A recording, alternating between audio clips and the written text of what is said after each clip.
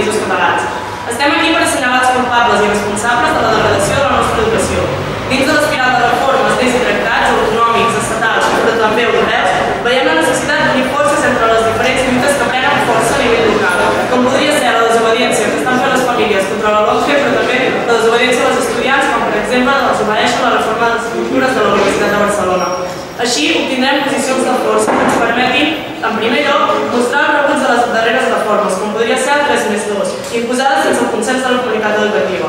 En segon lloc, en el camí de la lluita contra el 3+2, fer una ofensiva i forçar les autoritats locals, rectorats, deganats, vicerectorats, etc., a revertir la tendència elitista del sistema educatiu mitjançant la creació de fons de beques propis de cada universitat, la remuneració de les pràctiques, la creació de màsters propis i l'augment dels màsters públics. Finalment, avançar conjuntament i de manera consolidada i coordinada arreu dels Països Catalans en el camí de l'obtenció de l'educació que volem.